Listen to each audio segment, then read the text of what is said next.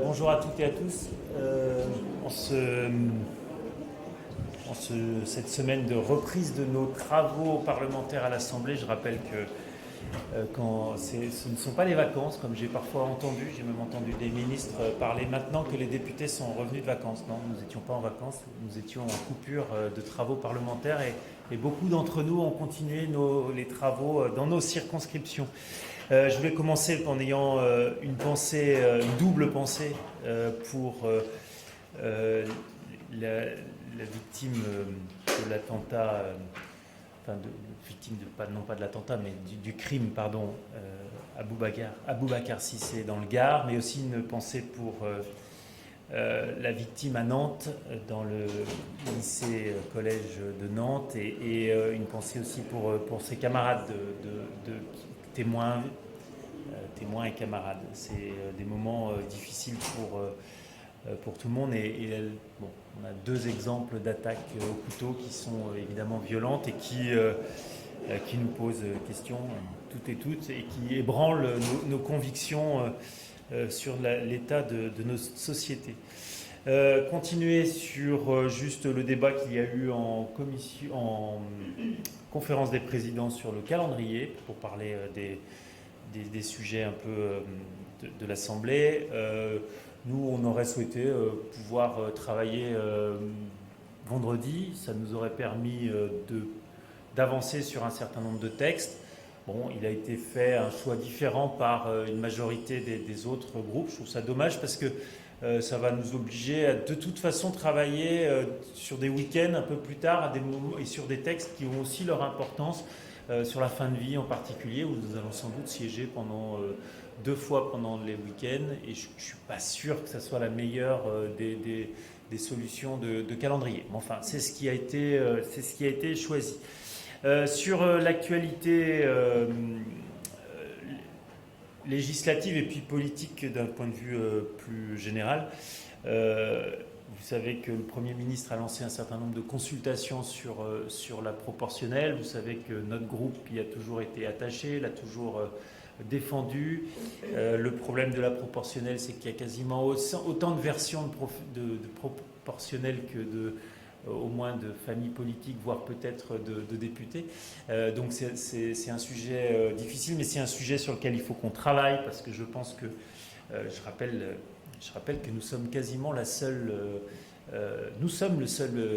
démocratie continentale européenne, à avoir un système uninominal à deux tours. Et être dans ce système majoritaire de celui qui gagne remporte tout. Et on voit aujourd'hui que, avec ce système, on n'arrive pas à dégager de majorité, mais surtout avec ce système, on n'arrive pas à créer un modèle de conduite des politiques publiques plus sur le compromis, plus sur l'écoute mutuelle et sur la prise en compte des sensibilités de chacune des familles. Donc qu'on avance sur la proportionnelle, ça me semble être quelque chose d'important. Sur les sujets plus évidemment, parce que je sais sans doute que la question viendra, donc je vais la purger tout de suite sur la question de l'audition à venir du Premier ministre le 14 mai, je crois, le 14 mai en commission culture qui s'est transformée en commission d'enquête. C'est très bien, c'est tout à fait logique qu'il y ait cette audition. Le calendrier prévisionnel de cette audition, moi je vois encore quelques manques. Et si on auditionne évidemment, et c'est logique, le président du conseil départemental de l'époque, qui a été aussi ministre de l'éducation nationale sur une petite période, mais qui est une période un peu en amont, je trouverais assez logique qu'on auditionne tous les ministres de l'éducation nationale depuis. Ça me semblerait normal. Moi, je fais juste le parallèle sur des situations également difficiles. Moi, j'ai été, vous le savez, président puis rapporteur d'une commission d'enquête sur les violences dans le cinéma. Nous avons travaillé avec Sandrine Rousseau pendant 6 mois. Nous avons essayé de faire ce travail avec rigueur et une attention particulière aux victimes. Voilà. Et je trouve que vous ne nous avez pas vu faire des conférences de presse à chacune de nos auditions. Et pourtant, nous avons fait un travail que tout le monde salue de qualité aujourd'hui. Et j'aimerais bien qu'il y ait cette même démarche sur la commission d'enquête Betaram et commission d'enquête sur les violences dans l'éducation.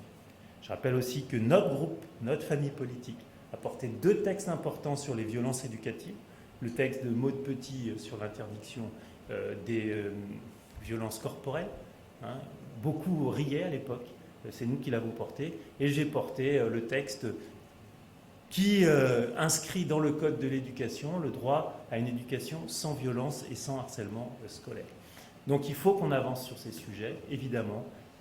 Il faut qu'on évite de nouveaux drames, mais je pense que ça ne se fera que en ayant une attention pour les victimes et un travail qui n'est pas celui du travail du procureur ou du juge, qui est le travail du parlementaire qui analyse et qui ensuite fait des propositions. Voilà sur ce sujet, et vous voyez, j'ai quelques émotions à en parler. Sur les autres sujets, je pense que, vu l'heure, on peut déjà prendre des questions. Oui, attendez, vous devez prendre le micro. Ah oui. Bonjour, Pauline Grohl de Mediapart. Pourquoi votre président de groupe s'est opposé à la tenue d'une minute de silence? Alors, ce n'est pas vrai. Ce n'est pas vrai, puisque notre président de groupe, suite aux débats un peu longs qui ont été faits sur le calendrier, s'est échappé pour rejoindre notre réunion de groupe et n'était pas présent. Voilà.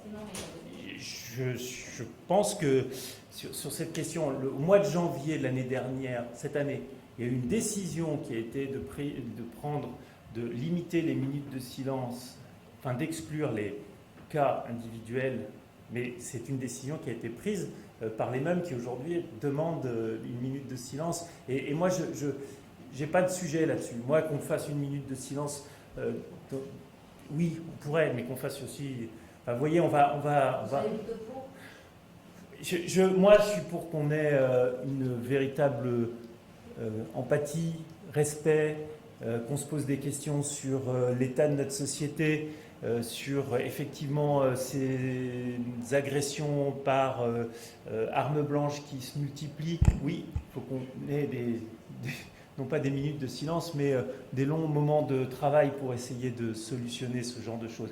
Et qu'on ait collectivement une pensée pour la victime, pour les victimes, évidemment. Est-ce qu'il faut qu'on multiplie les minutes de silence? Je ne sais pas. Je ne sais pas, j'avoue qu'il y a une décision qui avait été prise de limiter les minutes de silence. Bon, voilà, c'est pas...